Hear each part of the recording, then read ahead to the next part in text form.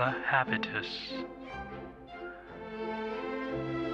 What is the meaning of this somewhat mysterious-sounding concept, coined by the 13th century theologian Thomas Aquinas, building on Aristotle, and refined by the 20th century sociologist Pierre Bourdieu? Habitus is what the body does when it isn't thinking.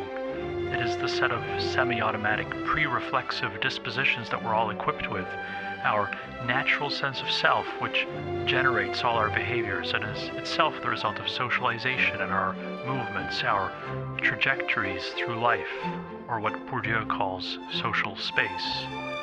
There's a working class habitus just as there is an upper class habitus, a way of being natural to one's class position. There can be a habitus peculiar to particular neighborhoods, cities, nations, continents, and civilizations, a way of speaking, a way of carrying oneself, a patterning of thought, all of which have come to feel natural, but are of course the results of socially encoded inculturation.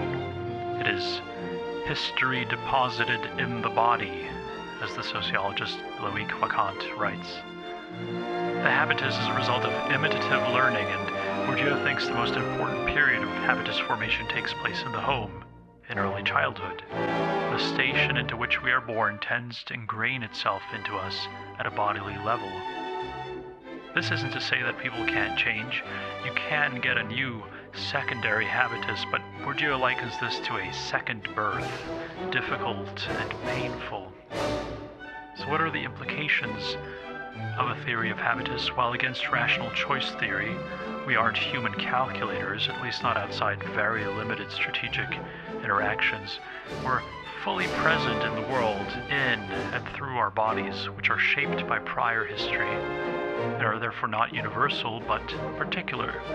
We are not trans-historical subjects, but creatures of our time, place, and position.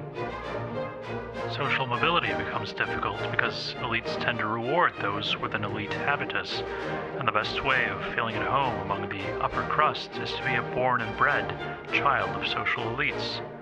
There are Eliza Doolittles in history, but they face an uphill struggle. They're what Bourdieu would call a sociological improbability. Now, the theory of habitus might seem like a pessimistic theory, and perhaps it is. It explains why our social structures are so rigid. Social mobility is likely to remain low, because the habitus locks us into our place. We tend to like those who have a similar habitus to ourselves, and if inequality persists, blame the habitus.